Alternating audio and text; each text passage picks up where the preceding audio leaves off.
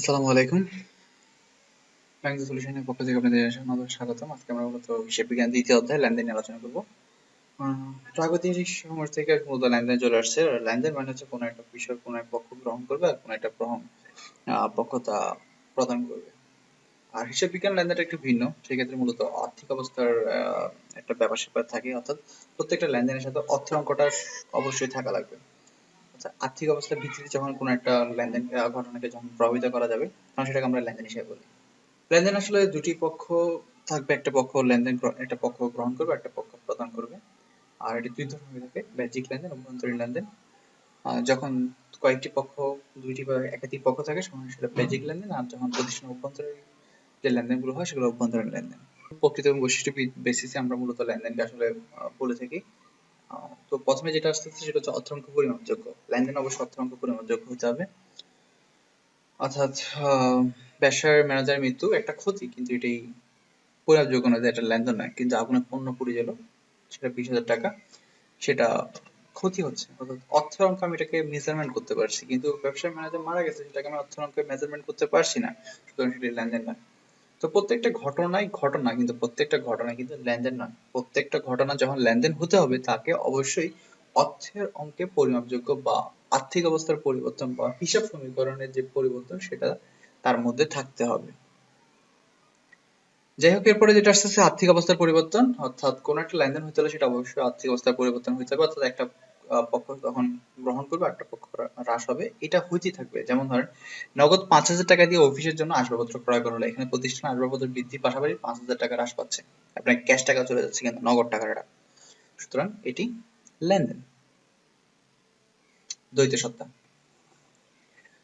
লেনদেনের মধ্যে অবশ্যই দুইটি পক্ষ থাকা লাগবে, একটা সুবিধা গ্রহণ করবে, অন্য পক্ষ সুবিধা প্রদান করবে। এটাকে দ্বৈত সত্তা বলে। কর্মচারীদের বেতন দেওয়া হলো 5,000 টাকা, একটি পক্ষ বেতন খরচ হিসাব, অপর পক্ষ নগদ হিসাব। অর্থাৎ কর্মচারীকে যখন বেতন দেওয়া হচ্ছে, আসলে প্রতিষ্ঠানের পক্ষ থেকে 5,000 টাকা চলে যাচ্ছে খরচ হিসাবে, আবার পাশাপাশি এটা নগদ টাকা হ্রাস করতেছে 5,000 টাকা। আরেকটা বিষয় আসলে এই অ্যাকাউন্টিং পড়ার সময় থেকে যে জিনিসটা মাথায় রাখতে হবে সেটা হচ্ছে, আমরা যখন অ্যাকাউন্টিংটা পড়বো আসলে আমরা হিসাব করবো যে বইয়ের মধ্যে যা কিছু আমরা পড়ছি সেগুলো আমাদের নিজের হিসাব, আমার হিসাব। যদি আমি আমার হিসাব বলে চিন্তা করতে পারি তাহলে জিনিসটা আসলে বোঝাটা অনেক বেশি সহজ হয়ে যায়।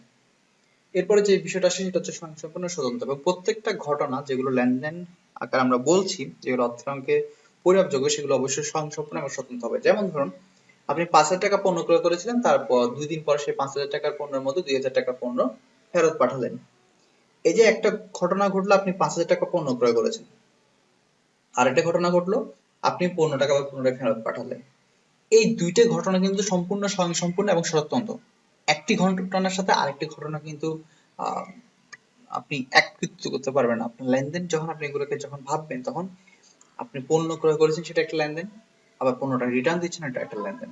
আপনি আলাদাভাবে নিজে এটাকে ক্লাসিফিকেশন করে বললেন যে না, আমার আসলে 5,000 টাকা পণ্য ক্রয় করছি, 2,000 টাকা রিটার্ন দিচ্ছি, তাহলে তো 3,000 টাকা, আমার শুধু তাহলে পণ্য ক্রয় করেছে 3,000 টাকা, আমি এই হিসাবটা লিখলাম না। এটা হবে না। আপনি যখন যে তারিখে যখন পণ্যটা ক্রয় করেছেন সেটা 5,000 টাকাটা 5,000 টাকা থাকলো, দেন আপনি 2 দিন পরে যে ডেটে আপনি রিটার্ন দিলেন সেই রিটার্নের ডেটে ওই 2,000 টাকা লিপিবদ্ধ থাকলো। এইভাবে কিন্তু প্রত্যেকটা ঘটনাকে, প্রত্যেকটা লেনদেনকে আসলে স্বয়ংসম্পূর্ণ স্বতন্ত্র বেসিসে লেনদেন বলা হচ্ছে। দৃশ্যমানতা। লেনদেন দৃশ্যমান অদৃশ্যমান দুটোই হইতে পারে। আমরা আসবাবপত্র একটা ক্রয় করলাম, সেটা তাহলে দেখা যাচ্ছে আমার একটা ফার্নিচার আমার প্রতিষ্ঠানে আসতেছে, তাহলে সেটা দেখা যাচ্ছে, সেটা অবশ্যই লেনদেন। এবং অদৃশ্যমানও কিন্তু লেনদেন হইতে পারে, যেমন আসবাবপত্র অপচয়। অপচয় জিনিসটা একটু ক্লিয়ার করি, অপচয় জিনিসটা আসলে কি। অপচয় জিনিসটা হচ্ছে আসলে, আমি 5,000 টাকা একটু পণ্য একটা ক্রয় করেছি, আমার একটা ফিক্সড অ্যাসেট আমার ক্রয় করা হলো, তো এর ফলে দেখা যাচ্ছে এই ফিক্সড অ্যাসেটটা আমার তো আবার 5 বছর পর লাগতেই পারে। তখন ওই ফিক্সড অ্যাসেট অর্থাৎ আমার যে স্থায়ী সম্পত্তিটি, এই স্থায়ী সম্পত্তি 5 বছর পর পুনরায় ক্রয় করার জন্য আমি কি করব, এখন থেকেই এই 5 বছর যে সময়টা আছে এই সময়টাকে ভাগ করব আহ, আমার যে পণ্যটা আসলে যত টাকা দিয়ে ক্রয় করা হয়েছে সেটাকে সময় দিয়ে ভাগ করে দিব। অর্থাৎ আমি 500 টাকা দিয়ে ক্রয় করছি, 5 বছর টিকবে। তো 5,000-কে যখন 5 দিয়ে ভাগ করতেছি, তাহলে আমার প্রতি বছর আসতেছে 1,000 টাকা। আমি প্রতি বছর আমার যে ইনকাম হবে সেখান থেকে আমি 1,000 টাকা রেখে দেবো। এই 1,000 টাকার ফলে যেটা হবে, আমি এই 1,000 টাকা কাউকে দিব না, কিন্তু এটা আমার সম্পত্তি।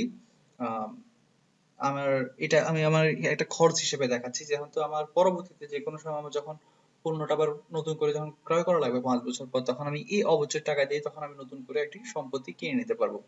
তো সুতরাং অবচয় এইটা একটা অদৃশ্যমান লেনদেন, আমি এটা কাউকে দিচ্ছি না, কিন্তু এটা আমার প্রতিষ্ঠান থেকে আমি দেখাচ্ছি যে এটা আমাকে এখান থেকে প্রতিষ্ঠান থেকে আমি সরায় রাখছি আলাদাভাবে।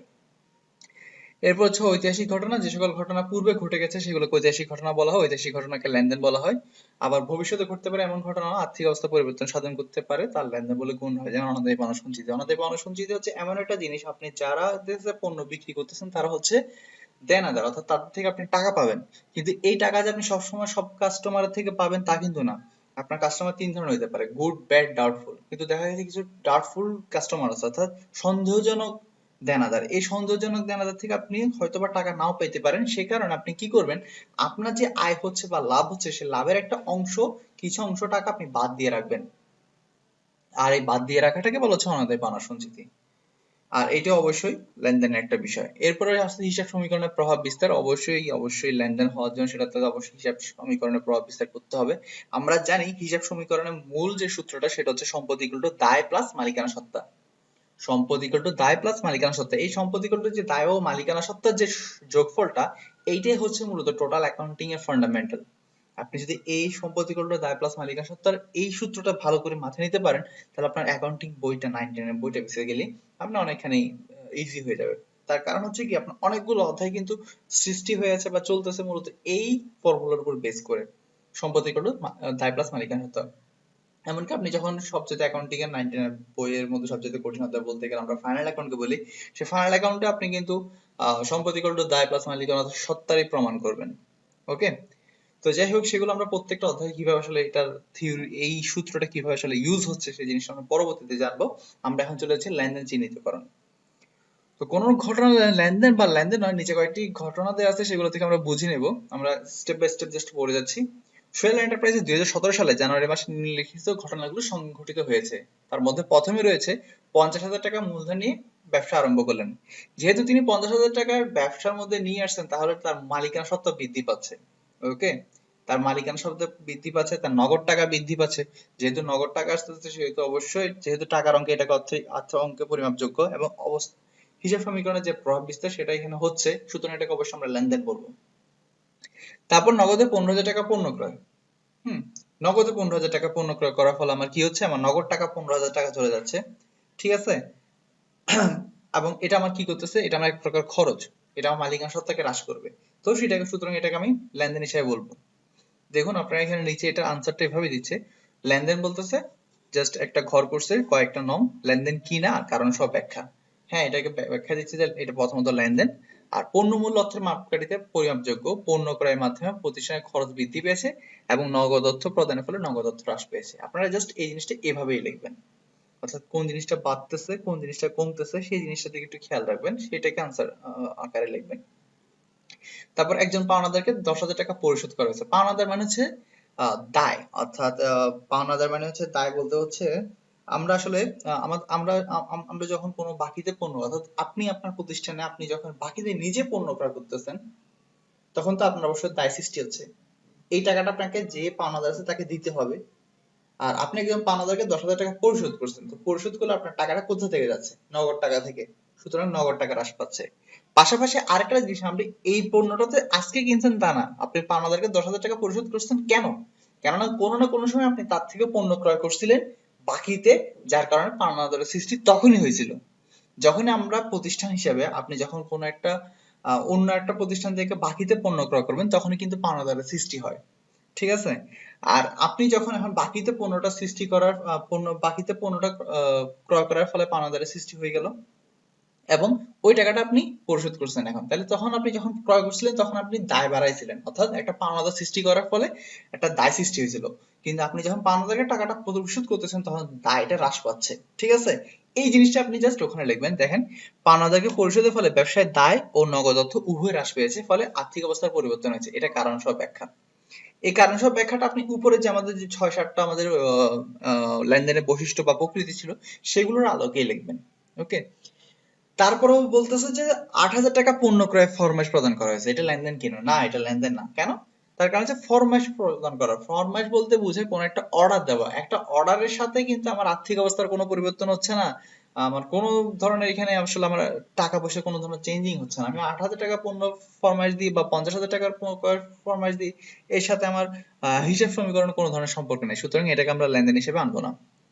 এরপরে যেটা বিজ্ঞাপন বাবদ 2,000 টাকা প্রদান, আপনি আপনার প্রতিষ্ঠানে বিজ্ঞাপনের জন্য 2,000 টাকা প্রদান করছেন, অবশ্যই এর ফলে আপনার নগদ টাকা হ্রাস পাচ্ছে, ঠিক আছে? তাহলে এটা অবশ্যই কি হিসেবে আসতেছে, এটা আপনার আহ, আহ, লেনদেন হিসেবে আসতেছে।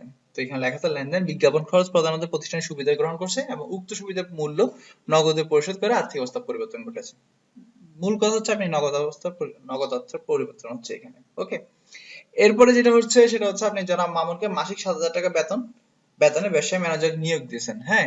এখন আপনি নিয়োগ দেওয়ার ফলে কিন্তু আপনি টাকা দেন না, আপনি শুধুমাত্র তাকে নিয়োগ দিয়েছেন, টাকার অ্যামাউন্ট বলা আছে কিন্তু এখানে টাকার অ্যামাউন্ট বলা থাকার মানে এই না যে আপনি তাকে টাকাটা দিয়েছেন, সুতরাং এটা লেনদেন হবে না, ঠিক আছে? কারণ এখানে আর্থিক অবস্থার কোনো পরিবর্তন হয়নি। আমি আবার বলতেছি, অর্থাৎ আপনি যখন কোনো একজন ব্যক্তিকে নিয়োগ দেওয়ার জন্য চুক্তি করলেন বা কিছু একটা করলেন, এইটা কিন্তু ফরমাইশ দিলেন, এগুলো কিন্তু আসলে লেনদেন হচ্ছে না, কারণ এখানে আমার আর্থিক অবস্থার কোনো পরিবর্তন হচ্ছে না।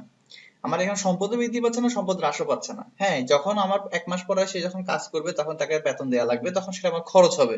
কিন্তু এখন পর্যন্ত আমি যখন পর্যন্ত না আহ, তাকে অর্থরঙ্গে কোনো কিছু দিচ্ছি ততক্ষণ পর্যন্ত কিন্তু সেটা খরচ আমাদের লেনদেন হিসেবে আসবে না, ওকে। তারপর আসতেছে যেটা ব্যবসা থেকে ব্যক্তিগত প্রয়োজনে 3,000 টাকা উত্তোলন করা হয়েছে। যেহেতু প্রতিষ্ঠান আপনার প্রতিষ্ঠান থেকে যদি 3,000 টাকার পণ্য নিয়ে যাওয়া হয়, তাহলে আপনার প্রতিষ্ঠানের আর্থিক অবস্থার অবশ্যই পরিবর্তন হচ্ছে, কেননা আপনার এখানে যে পণ্যটা ছিল সেই পণ্যটা এখানে আর থাকতেছে না। ব্যক্তিগত প্রয়োজনে হোক আর যে প্রয়োজনে হোক, আপনি কিন্তু আপনার আর্থিক অবস্থা পরিবর্তন ঘটাচ্ছেন আপনার প্রতিষ্ঠানে, সুতরাং এটা অবশ্যই লেনদেন। এরপরে যেটা আসতেছে মালিকের ব্যক্তিগত অর্থ থেকে 500 টাকা চুরি।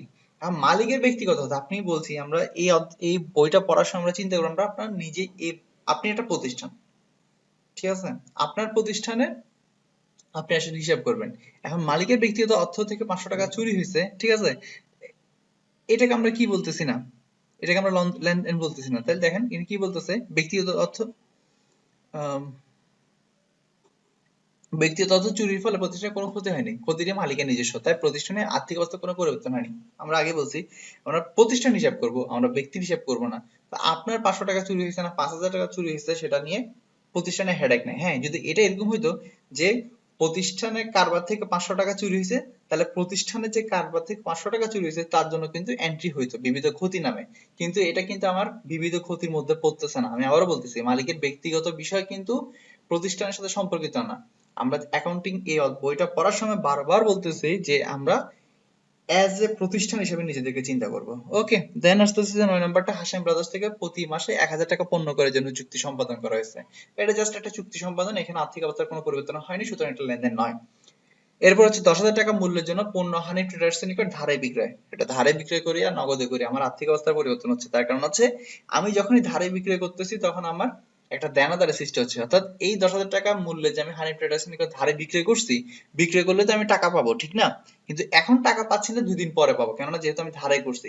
তো সুতরাং এই হানিফ ট্রেডার্স আমার নিকট একজন দেনাদার, সে আমার নিকট সম্পদ, আমি তাকে সম্পদ হিসেবে ট্রিট করব, ঠিক আছে?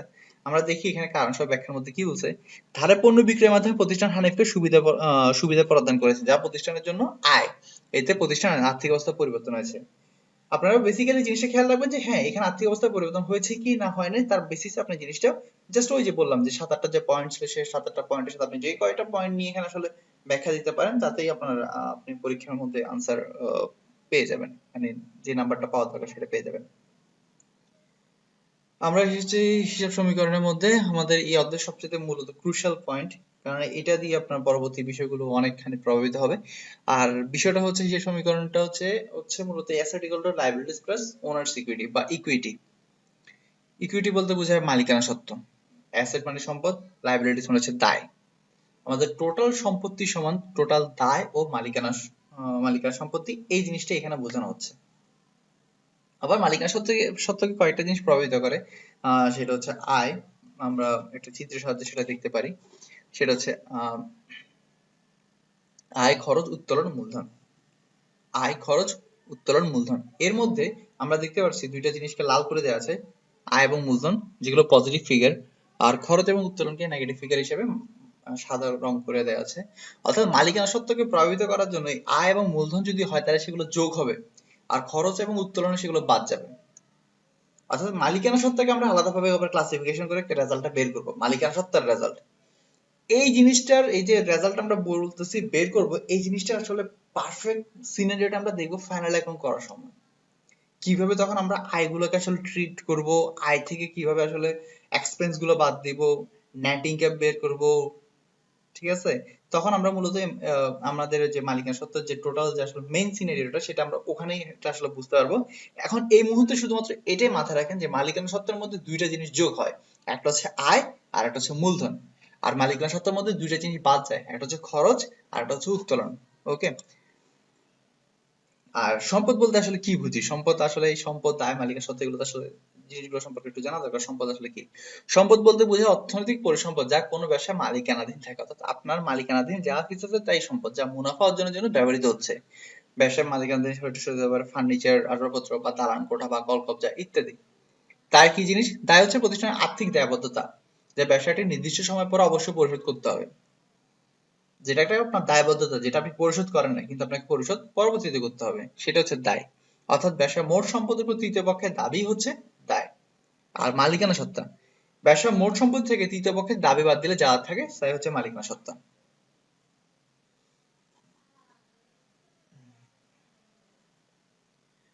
আহ এখানে কিছু আহ কোন ঘটনা লেনদেন হতে হলে তার শীর্ষ সমীকরণে নিম্নলিখিত যে কোনো একটি পরিবর্তন সাধন করবে। অর্থাৎ মোট সম্পত্তি বাড়লে মোট দায় অথবা মালিকানা সত্ত্বা বাড়বে। অর্থাৎ সম্পত্তি বাড়ার সাথে সাথে মালিকানা সত্ত্বা বাড়বে। মোট সম্পত্তি যদি কমে তাহলে মোট দায় বা মালিকানা সত্ত্বা কমবে। একটি সম্পত্তি বাড়লে অন্য একটি সম্পত্তি কমবে। মালিকানা সত্ত্বা বাড়লে মোট দায় কমবে এবং মালিকানা সত্ত্বা কমলে মোট দায় বাড়বে। এগুলো হচ্ছে আমাদের যে পরিবর্তনগুলো হয় সেই পরিবর্তনগুলো। ঠিক আছে, এই বিষয়গুলো সম্পর্কে আমরা আরো ডিটেলস এখন নিচে কয়েকটি উদাহরণ আছে, এগুলোতে বললে আমরা বুঝতে পারবো। যেমন নগদ 5,000 টাকা দিয়ে ব্যবসা শুরু করা হলো। যেহেতু নগদ 5,000 টাকা দিয়ে ব্যবসা শুরু করা হয়েছে, তাহলে আমার আসলে এখানে কি পরিবর্তন আসতেছে? একটা হচ্ছে নগদ টাকা, যেহেতু বলতেছে নগদ টাকা দিয়ে ব্যবসা শুরু করতেছে, আমার নগদ টাকা চলে যাচ্ছে। চলে যাচ্ছে বলতে আসলে আমার নগদ টাকা প্রতিষ্ঠানে নিয়ে আসা হচ্ছে। হ্যাঁ, তো প্রতিষ্ঠানে নিয়ে আসার ফলে আমার নগদ টাকা বৃদ্ধি পাচ্ছে। ওকে, আর পাশাপাশি হচ্ছে আমি বলছিলাম যে আমরা দুইটা জিনিসকে পজিটিভ ধরবো, একটা হচ্ছে মূলধন আর একটা হচ্ছে আয়। আর এই যে 5,000 টাকা দিয়ে আমি ব্যবসা শুরু করতেছি, এটা হচ্ছে আমার মূলধন। তো সুতরাং এটা আমার মালিকানা সত্ত্বা বৃদ্ধি করতেছে, পাশাপাশি নগদ টাকাটা বৃদ্ধি করতেছে। ওকে, এরপরে যেটা আছে ধারে 5,000 টাকায় যন্ত্রপাতি ক্রয় করা হলো। ধারে যন্ত্রপাতি যদি আমি ক্রয় করি তাহলে দেখেন ধারে যন্ত্রপাতি ক্রয় করার ফলে আমার পাওনাদারের সৃষ্টি হচ্ছে, পাশাপাশি আমার যন্ত্রপাতি নামে একটা সম্পত্তি বৃদ্ধি পাচ্ছে। তাহলে বলতেছি আমি সম্পদ যন্ত্রপাতি বৃদ্ধি এবং তাই পাওনাদার তাও বৃদ্ধি। পাওনাদারকে পরিশোধ করতেছি 3,000 টাকা। পাওনাদারকে পরিশোধ করার ফলে আমার কি হচ্ছে? পাওনাদার আমার আগে যে দায়টা ছিল সেই দায় থেকে আমি 3,000 টাকা বাদ দিচ্ছি, পাশাপাশি নগদ টাকা আমার হ্রাস পাচ্ছে, সেহেতু নগদ টাকা চলে যাচ্ছে 3,000 টাকা।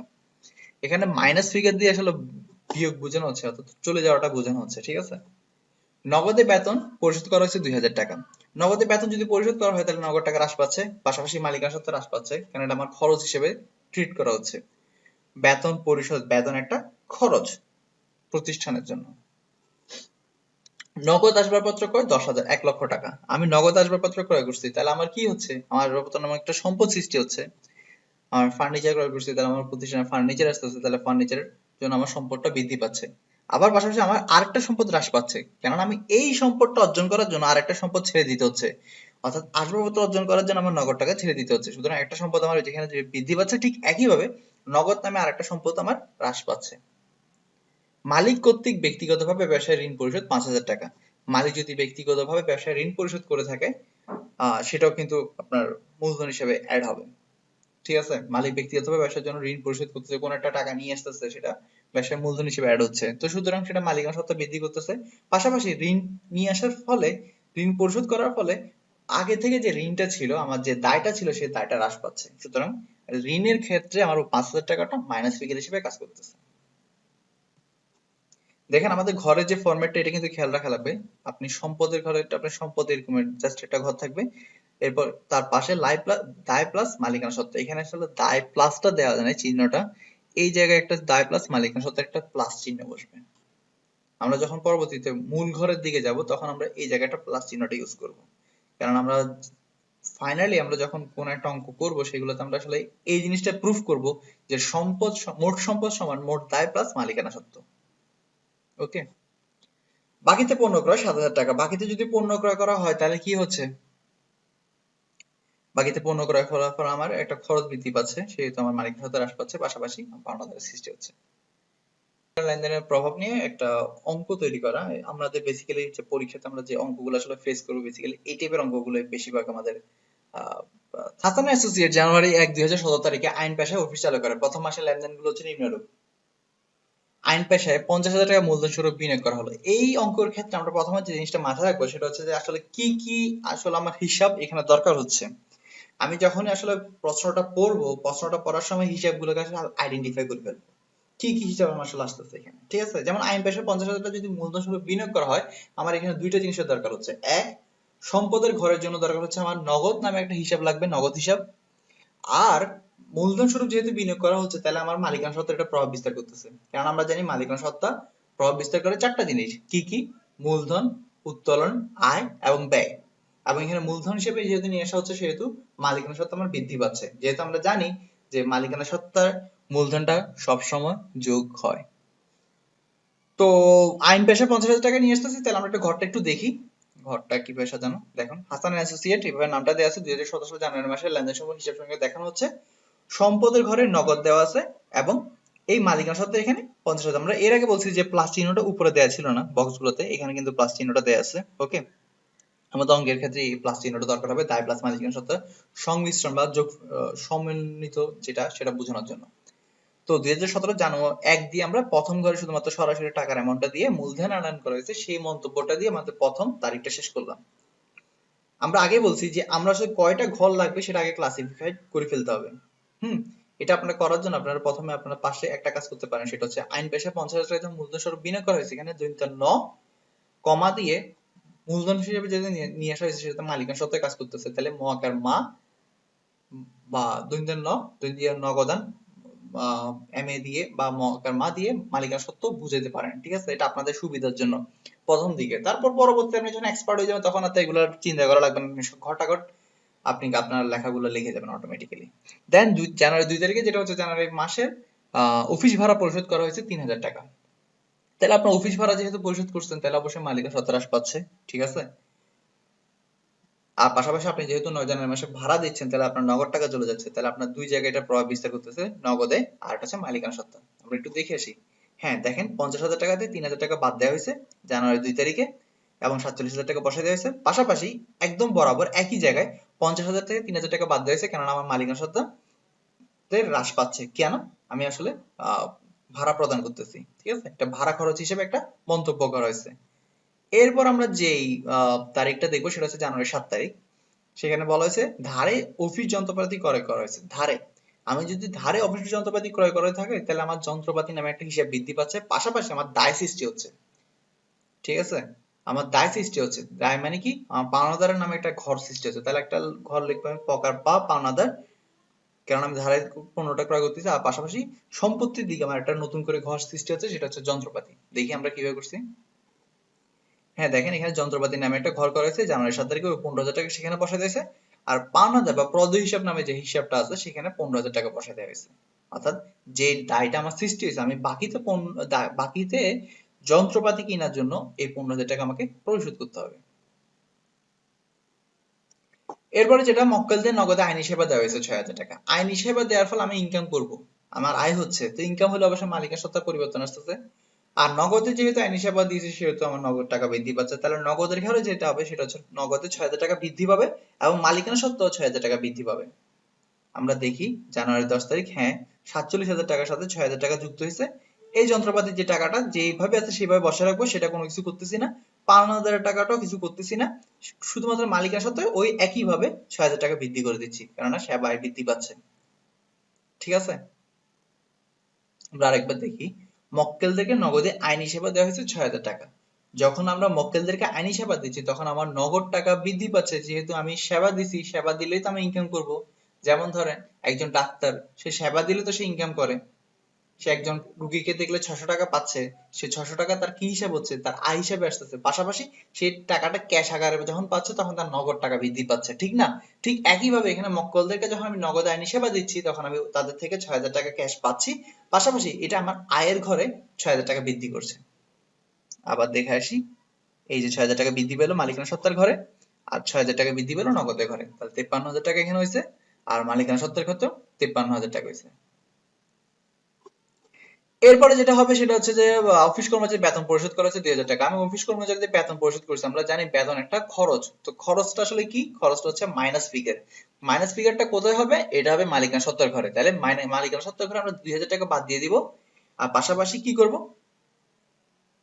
নগদ টাকাতেও 2,000 টাকা বাদ দিয়ে দিব।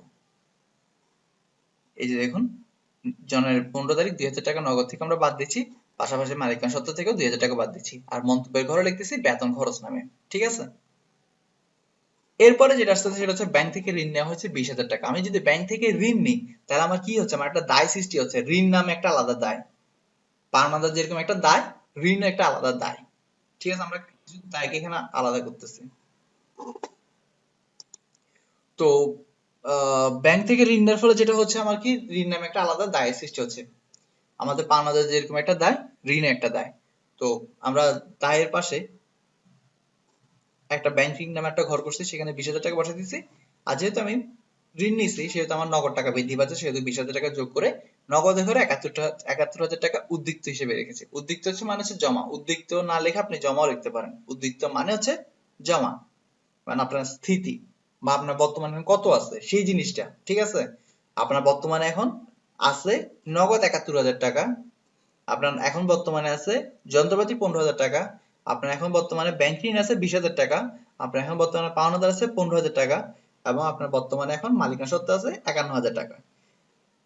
এরপরে যেটা হচ্ছে জানুয়ারি 24 তারিখে আরেকটা ঘটনা ঘটছে, যেটা লেনদেন মক্কেলদেরকে ধারে আইনি সেবা দেওয়া হয়েছে 7,000 টাকা, ধারে দিছে।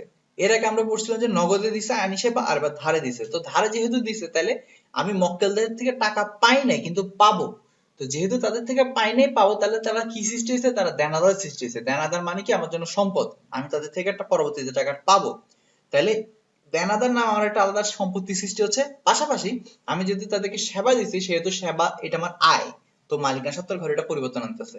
আমি দুইটা জায়গায় পরিবর্তন আনতেছি, এক, সম্পত্তির দিকে একটা আলাদা সম্পদ সৃষ্টি হচ্ছে দেনাদার নামে, আর দুই, আমার সেবা যেহেতু আয় সেহেতু মালিকানা সত্ত্বে আমার 7,000 টাকা বৃদ্ধি পাবে।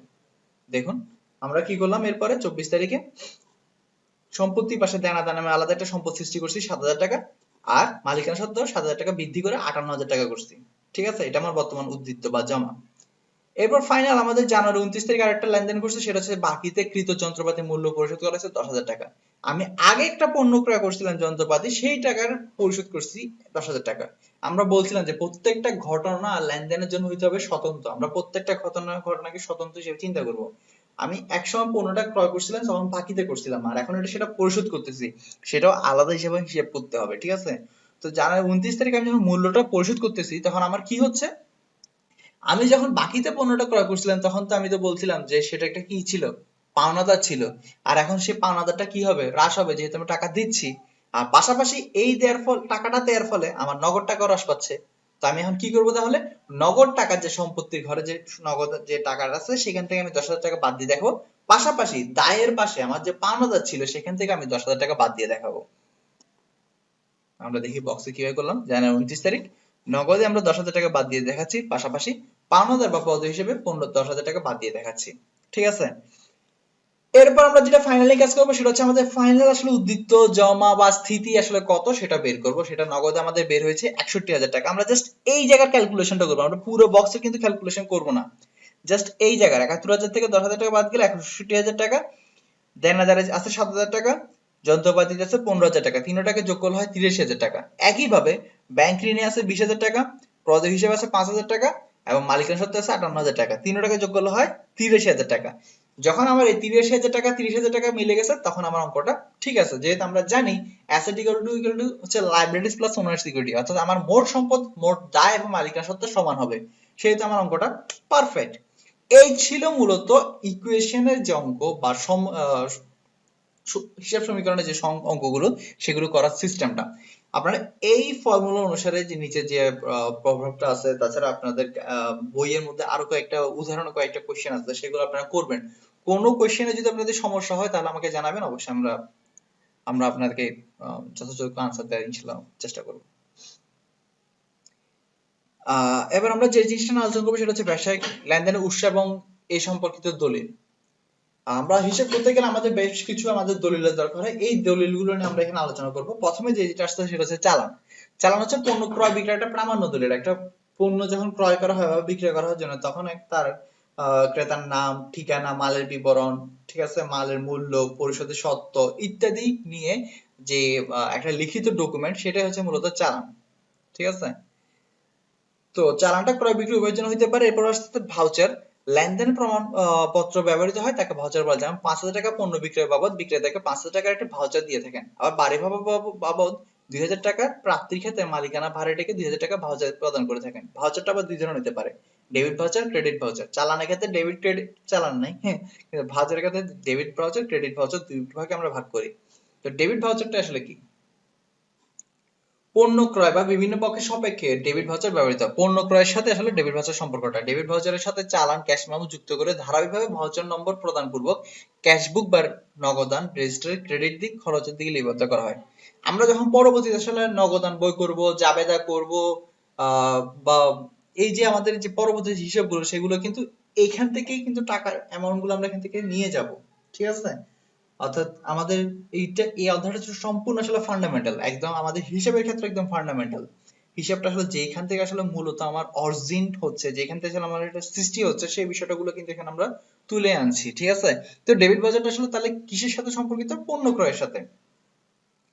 ওকে, এরপর আসছে ক্রেডিট ভাউচার। পণ্য বিক্রয় এবং বিক্রয়ের জন্য যে ভাউচার ব্যবহৃত হয় তাকে বলা হয় ক্রেডিট ভাউচার। ক্রেডিট ভাউচারের সাথে চালানি কপি, ক্যাশ মেমো ইত্যাদি সংযুক্ত করে ধারাবাহিকভাবে ক্যাশবুকের ডেবিট দিকে অর্থাৎ প্রাপ্তির দিকে আমরা লিপিবদ্ধ করব।